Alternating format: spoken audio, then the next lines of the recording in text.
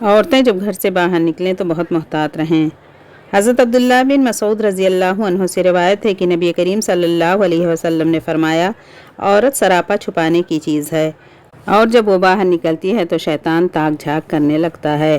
اللہ تعالیٰ نے انسانوں کی دو الگ الگ صنفیں بنائی ہیں، یعنی مرد اور عورت۔ دونوں کے اندر جسمانی، ذہنی اور فکری اعتبار سے فرق رکھا ہے، اور اسی اعتبار سے دونوں کو الگ الگ ذمہ داریاں دی ہیں۔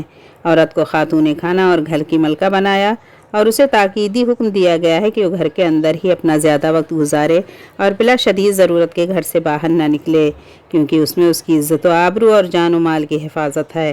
عورت عربی زبان کا لفظ ہے جس کا معنی ہوتا ہے چھپانے کی چیز، اور وہ جگہ جہاں دشمن کے حملے کا خطرہ ہو۔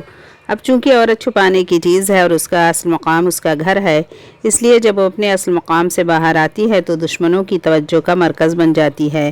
شیطان جو انسان کا سب سے بڑا دشمن ہے، عورت کو باہر دیکھتے ہی حرکت میں آ جاتا ہے اور اس کی عزت و آبرو اور وقار و حیا پر حملہ آور ہونے کی کوشش کرتا ہے۔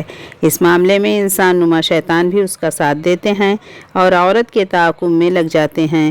لہٰذا سب سے پہلی بات تو یہ کہ عورت حتی الامکان کم سے کم باہر نکلنے کی کوشش کرے۔ دوسرے کہ جب باہر نکلے تو ذہن میں رکھے کہ وہ شیاطین و انس کے گھیرے میں ہے، لہٰذا بہت محتاط رہے۔ اپنے لباس و پوشاک، چال ڈھال، انداز گفتگو یا اور کسی بھی ذریعے سے وہ مردوں کی نگاہوں کو اپنی جانب پھیرنے کی کوشش نہ کرے، ورنہ شیطان اپنے مقصد میں کامیاب ہو جائے گا اور اس کمزور مخلوق کو بالآخر ذلت و رسوائی اور کفِ افسوس ملنے کے سوا کچھ بھی حاصل نہ ہوگا۔